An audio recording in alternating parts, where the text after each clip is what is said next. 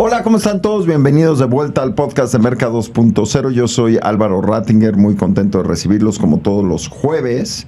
Y arrancamos con un tema importante esta semana y creo que especialmente importante tomando en cuenta lo que pasará en México en los próximos 6 meses. Acabamos de acabar técnicamente lo que parecería ser una primera vuelta y empezamos la segunda vuelta en términos de elecciones y la cantidad de contenido que se va a generar a favor o en contra de los agentes políticos, pues es una buena muestra de la importancia de la calidad del contenido y cómo este contenido incide en lo que la gente prefiere o no prefiere. Y en ese sentido, pues también las marcas tienen que protegerse y entender mejor cómo manejar su reputación en línea, cómo proteger mejor sus mensajes, su presencia frente al consumidor. Y para eso me está acompañando Jaime Valdés, ya nos conocemos desde hace rato, un evento de la IAB, estamos recordando por aquí. Les platico rápido, Jaime es Lead Enterprise Sales Director, Spanish Speaking LATAM, o sea, tiene todos los puestos del mundo,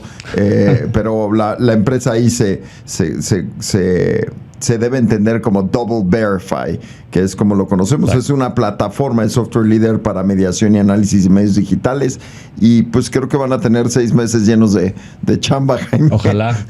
Espero que sí. Es la idea. Bienvenido, Jaime. Muchas gracias, Álvaro. Muy contento de estar aquí. La verdad, como platicamos un poquito antes, para nosotros es un foro muy importante para poder tener este tipo de pláticas. Explicar un poco el contexto, cuáles son los retos y por supuesto cuáles son las herramientas que pueden ayudarle a las marcas, ¿no? A identificar estos retos. Oye, pero parece que esta chamba es la culminación de tu experiencia. Yo te he conocido en Yahoo, en Spotify, en LinkedIn. O sea, has colaborado con marcas en todo el espectro digital. Pero creo que Double Verify sí es algo diferente, ¿no? Si me permite, sí es un monstruo diferente totalmente. Sin duda ha sido el reto más importante en mi carrera. Vengo, como bien dices, de casi 15 años de estar en media, o sea, vender media, en donde obviamente la idea de este tipo de compañías es venir con un cliente, contarle más o menos cómo está construida tu audiencia y venderles ese espacio. Y ahora estoy en un tema de tecnología que, como dice nuestro lema Double Verify, estamos tratando de hacer una mejor industria, en donde sí ha sido, como te decía, un reto sentarme enfrente de una marca y decirle, de alguna u otra forma, lo que has estado haciendo tiene un espacio de mejora, ¿no? Por no decir, lo estás haciendo mal. Porque obviamente como ha crecido la industria, hay retos hoy que las marcas no estaban acostumbrados a leer o a observar, que la ejecución, digamos, tiene que ir evolucionando y haciéndose cada vez mejor, ¿no? Entonces, sin duda, llevo 4 años en la compañía. Fui, junto con mi peer en Brasil, la segunda persona contratada. Y pues desde el día 1 fue un reto entender, ¿no? Los fierros, la compañía. Es una compañía completamente de tecnología. Y sentar y tener una conversación con decision makers, con información, digamos, que tal vez ellos no leen constantemente o habitualmente no tienen, o con líderes de marca que ven el tema digital hacia tal vez un nice to have y no como un tema más profundo, ese tema de inversión, pues sin duda ha sido un reto. Sabes, cuando hablamos de tecnología y áreas de oportunidad, hace unas semanas estamos aquí con Adri Valladares hablando de reputación de marca y cómo las empresas se tienen que defender y tienen que estar preparadas. Yo creo que el nivel de riesgos que tenemos en la forma en la que trabajamos como marcas en el espacio digital, el nivel de riesgo que tenemos como marcas al momento de pautar ha crecido de manera exponencial. Y no estoy hablando desde cosas tan simples como hackeos, estoy hablando de reinterpretaciones de tus mismas palabras, de fake news, de mal presentación de tu marca. Y platicamos un poco de que el fake news es solo un componente de la reputación digital, o de la reputación de una marca en el espacio digital, es solo un componente. Pero para mí el dato creo que me abre los ojos qué tan grave es esto. Es lo que pasó en Filipinas el año pasado, donde 9 de cada 10 filipinos fueron expuestos a fake news. Y tú pensarías, bueno, Filipinas está muy lejos, a México no le afecta, pero en México fue algo muy similar. Si revisas justamente los rankings, Perú y México tuvieron una penetración de fake news del 87%, es decir, prácticamente 9 de cada 10 sucedió lo mismo, y después está Rumania en el tercer lugar o en el cuarto lugar. estamos expuestos a cosas que damos por hechos, damos por correctas, pero que en la mayoría de los casos no lo son, Jaime. Sí, sin duda. La verdad, Double Verify tiene 4 criterios, digamos, que muchas veces hablamos de seguridad de marca o un término que se habla bastante en la industria, viability, pero como dice, estamos expuestos a mucho más. Y Double Verify se enfoca en 4. Brand Safety o Brand Suitability, que en un momento te lo describo. Fraude publicitario, que es un tema también bastante enorme, complicado. Miles de millones de dólares. Mucho. Hay un dato ahí que escuché que para 2025 el mismo revenue que genera el crimen organizado se va a generar en fraude publicitario, para que te des una idea. Está el tema de viability, que es encontrar dónde se puede ver mejor tu anuncio, y tema de geolocalización, que es que las campañas se entreguen en el mercado objetivo. Entonces, dentro de estos 4, obviamente el crecimiento que ha tenido el acceso a Internet, estamos hablando que hace 10 años teníamos un 39% de personas con acceso y estamos en 75% hoy. ¿Esto qué quiere decir? Los teléfonos celulares nos han ayudado a dar ese brinco, las televisiones conectadas y la evolución de las redes sociales. Latinoamérica es uno de los mercados donde más penetración tienen las redes sociales. Acaba de llegar TikTok. ¿Quién iba a pensar que Meta, después de algunos años, iba a empezar a tambalearse, ¿no? o a tener estos, digamos, retos mucho más evidentes? Y obviamente esto ha llevado a que esta generación de contenido hoy exponga las marcas. ¿En qué sentido? Hoy, si hace unos meses escucho una estación de radio por ahí en las mañanas, y la persona que tiene el programa de radio, el noticiero, decía, antes yo me iba de vacaciones, esas 2 semanas no pasaba nada, ¿no? ¿Por qué? Pues porque no había esa interacción, ese Twitter. Hoy esa persona decía, me voy de vacaciones 5 días y bueno, un montón de cosas suceden y seguimos exponiendo a la gente, digamos, a un montón de información. Pero sabes, Jaime, yo creo que ahí hay una conexión importante. Tienes, por un lado, una cantidad de contenido de baja calidad. Hablábamos de fake news ahorita, pero en realidad desde contenido baja calidad, contenido que está manipulado, contenido que es la mitad de la verdad. No todo el fake news es necesariamente falso, sino puede ser sátiras, puede ser puntos de vista, hay una serie de cosas. Y ahí se inserta la publicidad. Y no estamos hablando ya de casos más extremos, como de code injection, donde a sitios web que están con relativamente poca supervisión corporativos les insertan códigos y, como dices tú, fraude publicitario, y ahí pues a la hora que hackeas 100, 200, 300, 400 sitios e insertas, pues sí juntas una buena lana de impresiones, sí, ¿no? al final del mes. Pero regresando a la noticia y al contenido de baja calidad o falso, pues tu anuncio puede estar apareciendo junto a algo que no es cierto, no es verificable, o está dañando la reputación de una persona, o simple y sencillamente es basura. Y ahí es donde creo que los anunciantes tienen que tomar conciencia de que no se trata de pautar a ciegas y que aparezca, sino también saber dónde estás pautando y cómo estás pautando. Totalmente, y qué bueno que lo mencionas, porque la desinformación o las noticias falsas es un rubro del tema de brand safety, ¿no?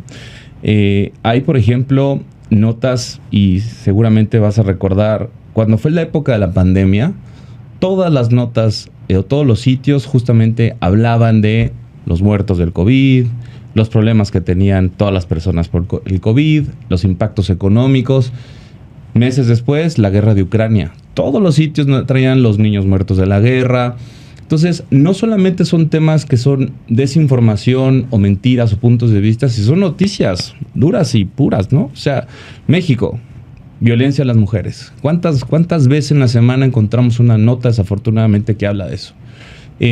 ¿Cuántas veces encontramos sitios que hablan de temas de narcotráfico, ¿no? Entonces, cada país, cada región tiene sus problemas. Si tú vas a Estados Unidos, tiroteos. Es una tragedia en Estados Unidos y todos los meses desafortunadamente hay algo. Entonces, sin duda el tema controversial, el tema político, el tema social, las contrapartes nos ponen en riesgo, pero es un tema del día a día también, ¿no? Notas que hablan, si imagínate que eres un banco y estás en una nota que habla del mal futuro que se ve a nivel económico, macroeconómico en un país, obviamente no quiere estar ahí, ¿no? Entonces, ahí es donde una estrategia, ¿no? De acuerdo a tus valores, de acuerdo a tus objetivos, debe de bajarse y empezar a identificar las mejores oportunidades que tienes para impactar a tu audiencia. Jaime, pero ahí yo te voy a aventar una bola rápida, si quieres. Ahí hay 3 ejes a un problema más grande, que es que la audiencia está en gran medida alimentada por los algoritmos de Google, llámese Discover o en Search, o de Facebook a través de resultados sociales, o Twitter o TikTok o lo que quieras. Y eso hace que el contenido más visitado o más popular, como le llaman ellos, suba o flote al inicio de tu feed y lo veas. Por ende, alimentando un círculo en donde se hace lo más popular porque es lo más popular y entonces es lo que más se comparte, y como es lo que más comparte, vuelve a flotar hasta arriba y ahí se queda. Y eso lamentablemente acaba siendo las noticias malas, porque así es. Entonces, cuando tú haces una pauta programática como marca, la probabilidad de que acabes en malas noticias es simple y sencillamente resultado de qué están buscando las audiencias, o más bien qué están recibiendo las audiencias, que en muchos casos son las noticias un poco más amarillas, las noticias malas. O sea, yo te aseguro que un artículo que hable de una persona que tuvo un buen día, pues va a tener pocas lecturas. Pero si hay un artículo que diga, apareció el presidente de tal o cual país desnudo, imagínate, tendría millones y miles de millones de búsquedas solamente por ese hecho. Sin duda.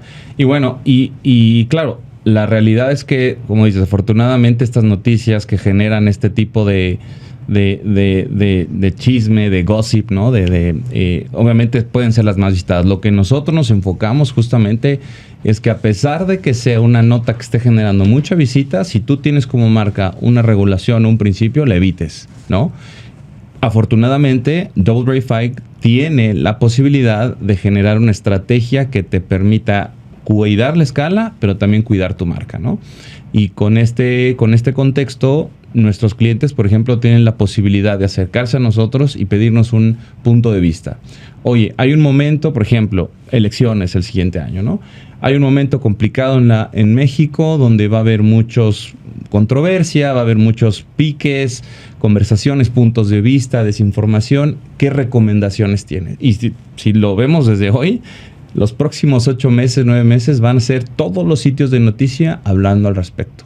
Entonces, lo que nosotros vamos a hacer es justamente dar una recomendación y decir, a nuestro punto de vista, ustedes pueden seguir esta estrategia. Lo que va a hacer es, aunque hable en todos los sitios de esto, vamos a buscar audiencias en otros contextos, en otros tipos de conversación que evite que tu marca esté expuesta, ¿no?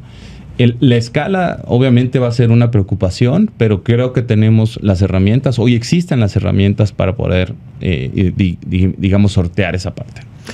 Yo te argumentaría que suena muy bien, pero está peleado con el alcance, ¿no?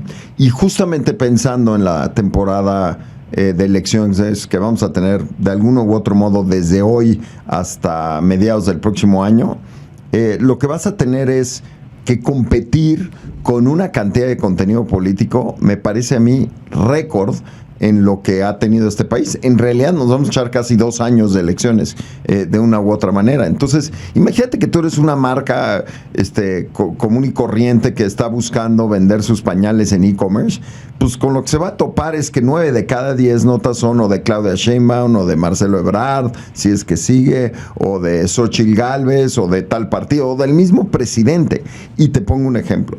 La Mañanera hoy tiene más audiencia que las 5 principales marcas juntas en este país. Entonces, ¿cómo esperan ustedes como empresa, pero también como profesionales, pues ir en contra de una marea de un país que le encantan los temas políticos? Es el nuevo entretenimiento. Sí, es un reto sin duda, pero digamos que ya tenemos la experiencia. Double Verify tuvo ya la experiencia de Trump hace unos años. Hubo muchísimas marcas y ojo, en México, en Latinoamérica, todavía estamos construyendo esta dinámica de que las marcas acepten, ¿no?, que no puedes estar en cualquier lado, no puedes poner una impresión y no todo es alcance. En Estados Unidos sí hay hay organizaciones que velan, porque si tu marca la pusiste en un sitio de esto, no, ya eres afín a este partido político o esta vertiente. Aquí no. Y en esa ocasión, en Estados Unidos, hicimos esto que te menciono, recomendaciones muy puntuales en donde decíamos, el contexto, digamos, político está muy controversial, está muy, expuesto a generar mucha conversación negativa. Entonces nosotros podemos hacer esto. Y no es más de las varias opciones que tenemos nosotros para darle este toque de escala sin perder detalle. Nosotros tenemos, por ejemplo, más de 75 categorías, ¿no? En donde identificamos cuáles son las opciones que tiene el cliente con base a sus audiencias, sus objetivos, en donde pudieran estar y en donde no pudieran estar. Y una de las opciones, por ejemplo, es política inflamatoria, que justamente lo que esta categoría hace es, si esa nota habla algo relacionado a política de manera controversial, identificamos y bloqueamos, ¿no? Entonces, sí va a ser un reto, pero sin duda es mucho mejor poder contar con una herramienta, con un equipo de expertos que te pueda asesorar, que estar corriendo, digamos, en la mayoría. A ver, y va a haber incidencia. Obviamente, no estamos exentos nunca a que en algún momento tu marca salga en una nota de estos, ¿no? Lo importante es tener una herramienta que identifique qué pasó y que en la optimización o en estas estrategias de mejora durante la campaña evites en la siguiente oportunidad ese tipo de contenido. Es que yo pienso mucho, por ejemplo, en los candidatos a la presidencia. El 22 de octubre, si mal no recuerdo, en Argentina es la segunda o la primera vuelta. Y tienes candidatos sumamente visibles en redes y opinando fuerte, y que además tienen un origen mediático. Ese perfil de candidato para mí se convertirá en el perfil de candidato casi en todas las campañas políticas de América Latina en los próximos 6 a 10 años. Que Claudia Sheinbaum hoy o Xochitl es así o no, no lo sé, falta mucho tiempo para que se detonen realmente las campañas en redes sociales. Pero yo empiezo a encontrar en el espacio digital, especialmente en cortos en YouTube, empiezo a encontrar un tipo de video mucho más reaccionario políticamente, esto que hablas de política inflamatoria. Y el tema, insisto, es que en México eso y el humor son lo que se llevan la audiencia. Entonces está increíble, coincido contigo, vámonos todos al humor o vamos a encontrar la audiencia. Pero entonces lo que pasará es que gran parte de las marcas van a estar en humor. ¿Qué consejos le das tú entonces a las marcas? Porque tampoco quieres estar en la alberca donde todos están compitiendo, ¿no? Sí. Bueno, esto va principalmente alineado a los valores que tienes como marca, ¿no? No es lo mismo una marca de alcohol, por ejemplo, que una marca de CPG, una marca enfocada a niños. Entonces, el principio o la recomendación que yo diría es, primero, como CMO, como brand manager, que tengas claro cuál es tu valor, cuál es tu esencia, ¿no? En dónde te sientes cómodo, en dónde no, dónde tu marca se alinea a ciertos contextos donde no, porque ese es para mí el primer paso. Y después, entender, digamos, hacia el objetivo que tengas el año que entra, entendiendo un contexto complicado, en dónde quieres jugar y en dónde no, ¿no? Y por supuesto, el poder identificar momentos como anunciante me parece fundamental.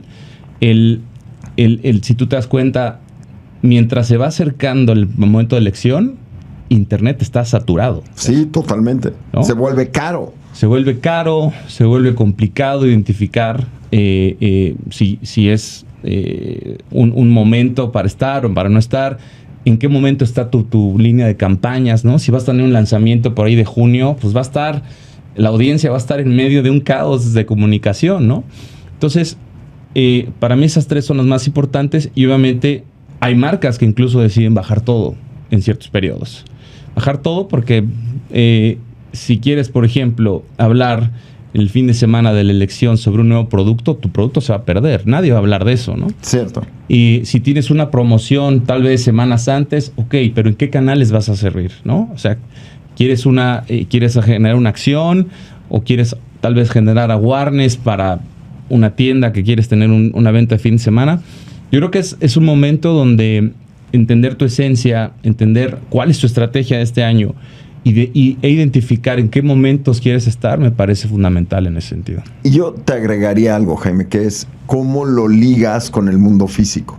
Porque ahí hay un tema. El día de ayer, una campaña muy interesante de la película de The Creator, en donde ponen a robots en un partido de americano para que la gente los vea, lo cual es como un momento muy interesante en donde estás ligando la paranoia, preocupación de las personas de que los robots les quiten los empleos y los pones en un estadio, robots, y estos robots pues están viendo el partido, reaccionando al partido, y eso lo ligas con el lanzamiento de la película, y eso lo ligas con una campaña en medios digitales que genera awareness y tráfico al mismo tema. Ese tipo de acciones tan holísticas, porque a mí no me gusta hablar de 360, tan holísticas, creo que tendría que ser el regreso a los fundamentos de marketing, el estar presente con el consumidor en estos diferentes momentos que mencionas. Sí, sin duda. A ver, desde el punto de vista de alguien que ha estado en el tema de comunicación, media, entretenimiento, creo que por algo los canales tradicionales siguen generando valor, ¿no? Hace unos días estaba con una conversación con alguien, un peer también de la industria, y él me decía, lo único que yo veo son los espectaculares, ¿no? O sea, los espectaculares siguen generando valor porque estás ahí viéndolo, ¿no? Sí. Y pues es real.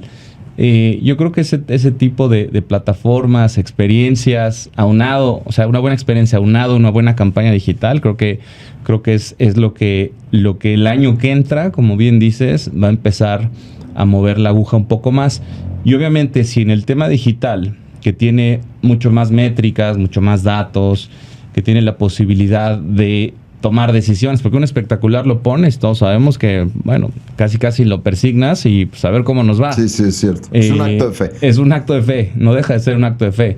Y digital, pues puedes tomar decisiones muy puntuales. Entonces, si tú ejecutas una estrategia holística, como dices, después bajado a un tema digital, donde tal vez conectes todo esto que hiciste primero, identificar estos datos en tu estrategia, pues creo que se va a generar valor. Y va a ser, para mí, el año que entra, una salida, digamos, bastante interesante por el momento que se va a vivir en México, ¿no? Mira, si 7 de cada 10 países han sufrido de efectos de desinformación, de efectos de contenido de mala calidad, y esta estadística de Oxford, yo francamente pensaría que es 10 de cada 10. También hay mucha contaminación visual allá afuera en los medios tradicionales. Creo que el fenómeno del contenido de baja calidad está presente, yo creo que ya en todos los medios. Y ahí es donde me parece que un acercamiento holístico es mejor, porque de algún modo haces una distribución de riesgo. Es cierto, poner un espectacular es un poco un acto de fe, lo pones y pues, te puede ir bien o te puede ir mal. Pero si tienes una estrategia que está presente en espectaculares, en tele, en radio, en impresos, no te diría tanto prensa porque pues, la verdad es que los periódicos se han contraído mucho, pero también, ¿por qué no?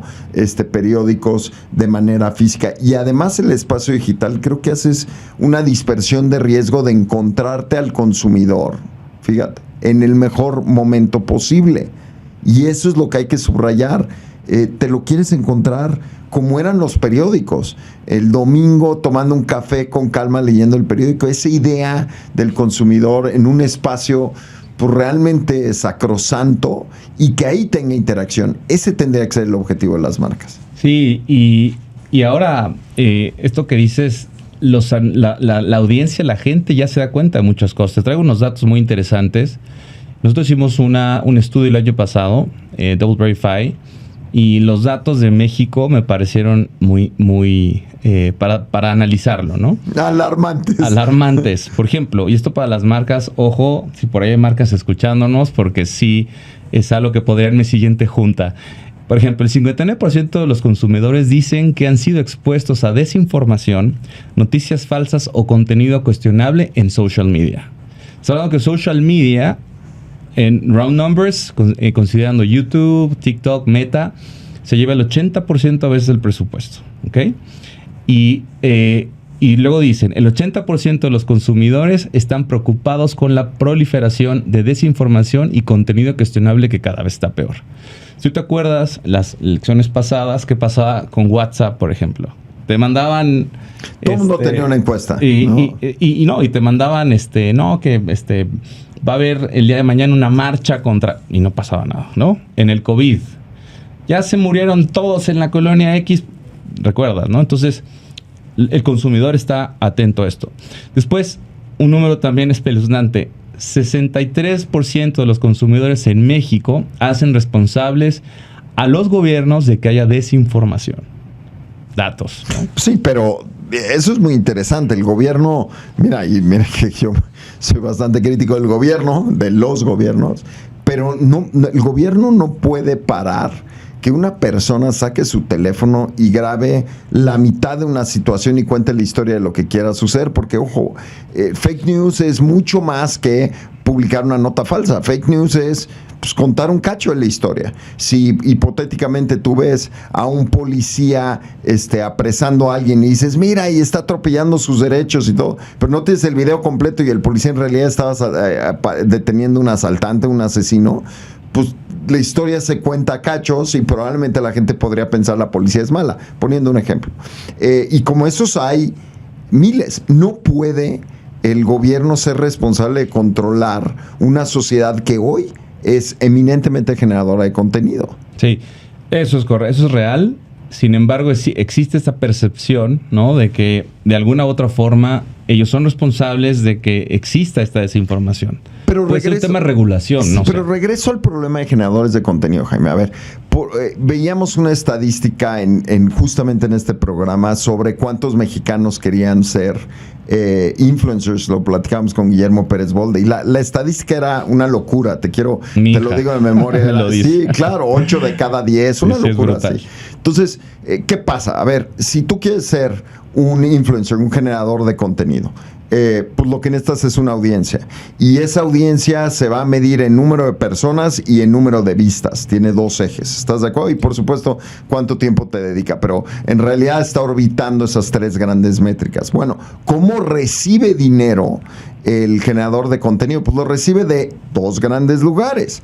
Patrocinios, ¿sí?, de las marcas que quieren estar en ese espacio y publicidad que la misma plataforma genera por esa audiencia, ese tiempo y ese número de vistas. El mismo generador de contenido tiene un incentivo a generar contenido que sea sumamente visto, lo cual me regresa al inicio. ¿Cuál es el contenido más visto? Pues el más escandaloso, el más chistoso. Creo que por eso Paco de Miguel le va tan bien. Pues es muy chistoso, la gente lo ve. Y después el contenido que es sumamente controversial.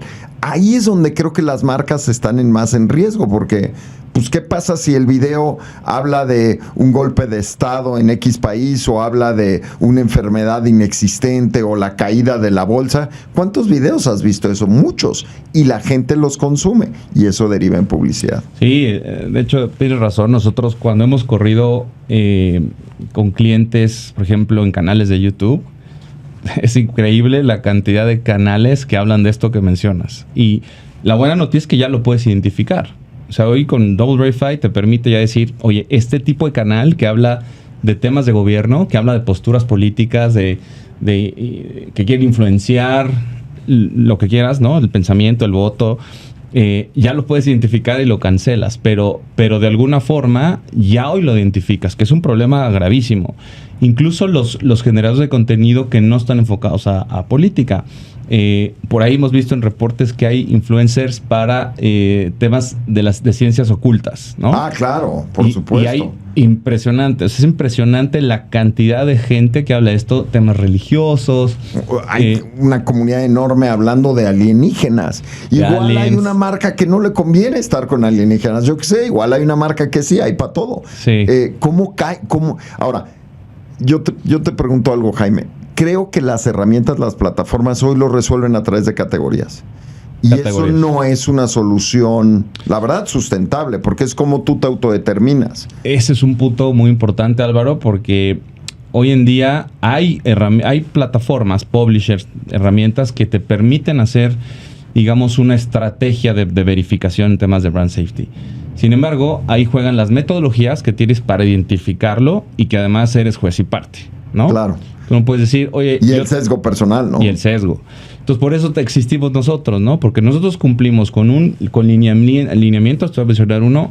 Hay una organización que se llama Global Alliance for Responsible Media, que justamente hace reglas. Y las plataformas de verificación tienen que cumplir con esas reglas y darle al cliente, oye, yo estoy alineado con esta organización y aquí estoy. Soy un tercero, agnóstico, independiente, que yo no tengo nada que ver contigo y te puedo dar un diagnóstico, ¿no? Pero sí, hoy, digamos que confiar 100% en donde estás poniendo tu plata, decir, tú dime cómo voy, sí me parece un riesgo, ¿no? Un riesgo grande.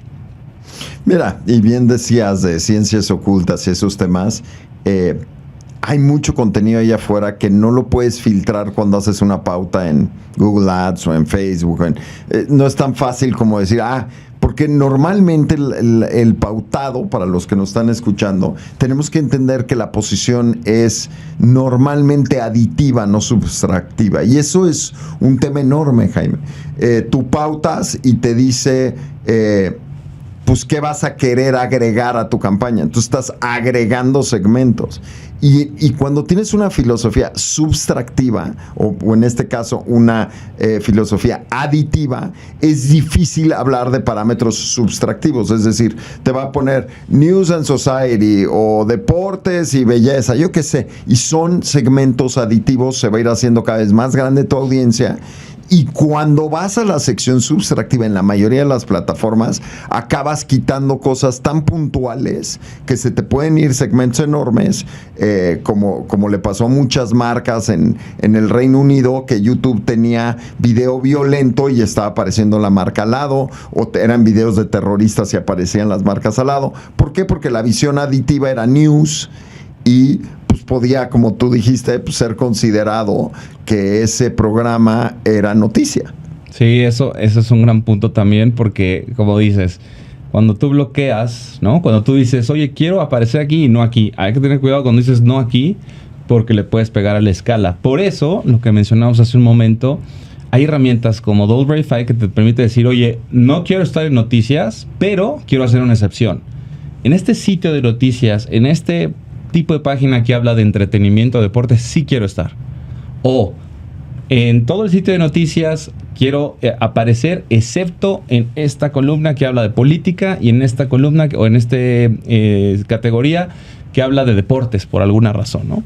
Entonces, esa es una de las herramientas, porque claro, si tú bloqueas completamente una categoría, pues estás limitando muchísimo la entrega. Y ¿no? puede ser muy amplia la categoría. Y noticias, imagínate. Mira, desde mi perspectiva y mi experiencia es que cuando hacemos la planeación, le dedicamos mucho menos tiempo que al análisis de los resultados. Probablemente lo opuesto de lo que sucedía en los medios tradicionales, ¿no? Donde tenías que escoger muy bien la ruta del autobús o muy bien cuál iba a ser el tamaño de la plana que te iba a salir en el periódico o el programa en el que ibas a salir en tele. El mercadólogo, el estratega tenía que meterle o tiene que meterle mucha cabeza. Pero en digital no, en digital lo que nos apura es que prenda la campaña y después tratar de controlar los resultados. Pero no regresamos a la planeación.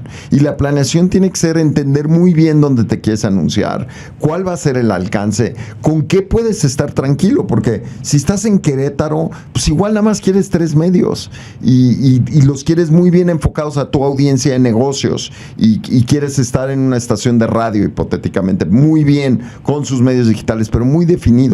Pues no vas a agarrar y empezar con una campaña que sea todo el país y después irla limitando. Sí, y aquí hay un punto muy importante ahora que lo mencionas. En este tema de planeación, ejecución, resultados, hay muchas veces hay clientes que no tienen, pero hay un jugador muy importante, que son las agencias de medios, ¿no? Que te ayudan justamente a bajar esto. Y muchas veces el cliente tiene mucha responsabilidad solamente como parte de un contrato, pero muchas veces también sucede que esta estrategia de identificar en qué tipo de audiencias, dónde sí, dónde no, se lo dan a la agencia. Cuando el que está construyendo la marca, el que está teniendo la inversión, el que está construyendo audiencia, es el cliente, ¿no? Entonces, siempre la responsabilidad, digamos, de estos planes que te da la agencia, estas recomendaciones que te da, de tú como anunciante decir, ok, esta es tu recomendación, aquí es donde quiero jugar y donde no quiero jugar. Esa responsabilidad es del cliente, ¿no?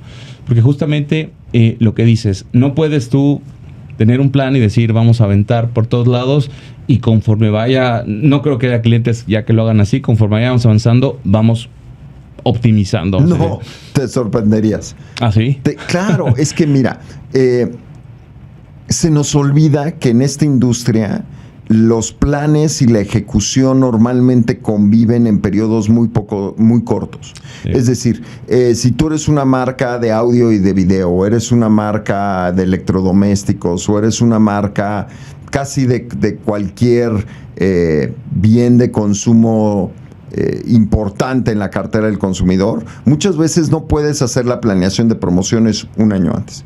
La acabas haciendo 3, 4 meses antes para el Buen Fin.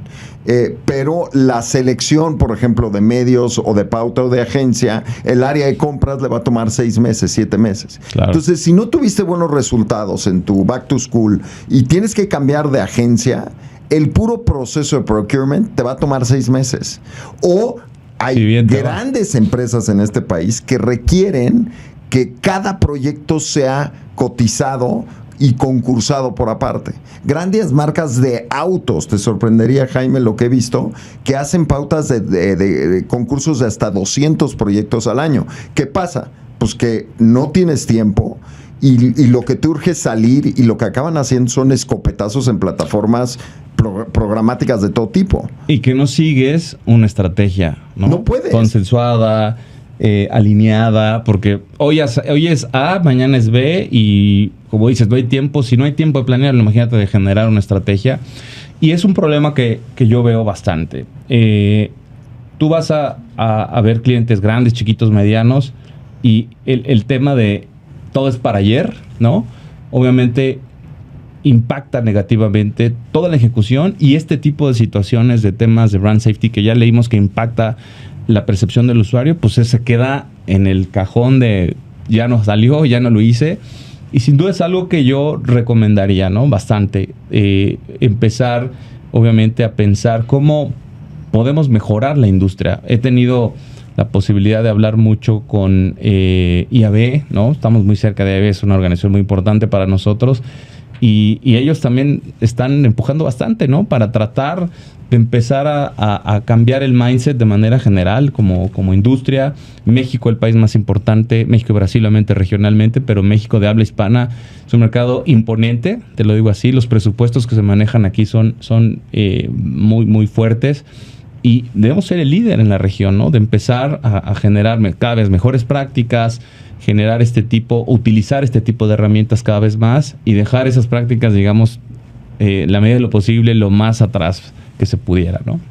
Híjole, hay cambios importantes que tendríamos que hacer. Primero, también los anunciantes tendrían que reconocer que tienen que pagar más. Exacto. Eso es muy importante. Por espacios publicitarios, porque creo que Google y Facebook y Yahoo en su momento hicieron un gran trabajo por promover la publicidad en espacios digitales, y creo que hicieron la industria existe hoy por ellos, pero se promovió la idea de pujas y bajos precios. Entonces, lo que acaba pasando es que hay una expectativa de que con muy poco dinero vas a generar muy buenos resultados, y la realidad es que entre más definido, más puro, más correcto, más alineado con tus valores es el mercado, pues naturalmente es más difícil de decantar y tendría que costar más. Si yo te digo, oye, yo quiero hacer una campaña a solamente corredores de autos Fórmula 1, pues lo que va a pasar es que son 12 o 15 corredores, y pues esa pauta tendría que costar pues muchísimo más dinero que decir, quiero que todos los que les gusten los coches. Exacto. Pero hoy nuestra idea es todos los que nos gusten los coches, cuando las marcas deberían de pensar solo en esos 12 o 15 o no sé cuántos sean corredores de autos. Tenemos que enfocarnos en esos segmentos, Jaime. Y ese es un gran punto, y también el segmento al que tú lo estás enfocando, ya sea grandote o chiquito, cuando tú no tienes una herramienta que te dé transparencia, hay un montón de desperdicio, ¿no? Y hoy estamos batallando mucho con la percepción de que somos un costo adicional, una herramienta de este tipo, más allá de ser una herramienta que te ayude a ser más eficiente, a identificar oye, estoy perdiendo 1 millón de impresiones, 200,000 no fueron vistas, ni siquiera, 100,000 son fraudulentas y 150,000 corrieron en sitios de baja calidad. Todas esas impresiones te multiplicas por tu CPM y es dinero que literalmente lo estás tirando a la basura. Y eso obviamente el reto que tenemos es explicar que nosotros te vamos a generar un valor, como dices, y tienes que gastar más tal vez, o tienes que invertir en esta herramienta que a la larga te va a traer un beneficio, ¿no? Sí, mira, probablemente no es muy agradable escucharlo para muchos, pero creo que gran parte de la construcción del cimiento de la publicidad digital está basada en la idea de bajo precio. Y sí, todos correcto. Quieren justificar la inversión a través de la eficiencia. Y ahí está el error. Si herramientas como las de ustedes o las que sean cuestan, pues creo que tendremos que salir y decir, pues cuesta. Y tienes que pagarlo. Y es simple y sencillamente una auditoría. Yo nunca he escuchado a Pricewaterhouse, por decirte un ejemplo, Ernst Young o la consultora que quieras en la historia de las consultoras, decir, me vas a contratar y mi cuota sale de lo que te ahorres. No, te cuesta que certifique la compañía, te cuesta que audite la compañía que está auditando y lo tienes que pagar, y hay un prestigio asociado a la auditoría. Eso es muy... Pero en el espacio digital lo que queremos es que la auditoría se pague a partir del ahorro, y ese es, en mi opinión, uno de los grandes problemas estructurales del marketing digital. Sin duda. Y muchas veces la pregunta que le hacemos a nuestros clientes es, ¿te has preguntado cuánto te costaría una mala reputación contra lo que te puedo costar yo? Y el mensaje, sin decir nombres, seguramente escuchó el caso de la cerveza americana. Sí, ¿no? Sí. Y la cerveza mexicana. Eso es el ejemplo claro. Una mala reputación, ¿cuánto te puede costar? Bueno, el caso de Bud Light, que es el que refieres con Mulvaney, que lo hemos discutido curiosamente mucho en este podcast, si es un aprendizaje, mala reputación, de un problema de pelearte con tu mercado, estés a favor o en contra, pues no atendieron a su mercado, se pelearon con él. Bud Light pasa de ser el primer lugar de cerveza más vendida en Estados Unidos al segundo lugar, pero el colmo de la ironía, ¿sabes, Jaime? Es cuál es la cerveza que toma su lugar, y es Modelo, de la misma empresa. Sí. Y ahí ves que internamente aprendieron el mensaje, ¿no? Dijeron, no, a ver, tenemos que aprender de los errores y aprovechar las fortalezas. Regreso a cuidemos nuestras marcas, son mucho más delicadas de lo que pensamos. Paguemos por las auditorías, son costos asociados. Yo soy un proponente de dejar de ver digital como un espacio barato, porque te acaba saliendo caro. Y no es que busque en lo más mínimo darte razón, es algo que realmente creo. No porque puedas pedir algo en Amazon y te llegue al día siguiente, necesariamente tiene que ser más barato que ir a Walmart. De hecho, Amazon normalmente acaba siendo más caro. Sí. Porque lo que estás pagando es la conveniencia y aparentemente ahí el consumidor no tiene ningún problema. Pero en publicidad digital seguimos con esas malas prácticas. Así es nuestra responsabilidad y nuestro reto poder seguir acercándonos a nuestros clientes, seguir conversando. Esta charla me parece espectacular, utilizar tu espacio para poder empezar a sembrar esa semillita en la mente de los que toman decisiones y que se abran las conversaciones, ¿no? Yo lo que muchas veces les digo a mis clientes, vamos a tomar un café, vamos a platicar, ¿no? Y hazme preguntas, yo te voy a hacer otras y hagamos una dinámica que genere valor, ¿no? No te voy a salir a vender. Quiero que escuches, ¿no? Lo que yo te puedo ofrecer, lo que yo te puedo platicar y que obviamente se empiece a cambiar un poquito esa idiosincrasia. Y mira, Jaime, tal vez te dejaría a los que nos están escuchando con esta idea. Cuando estás dispuesto a gastar por llegar al consumidor, quiere decir que también le estás dando cierto valor.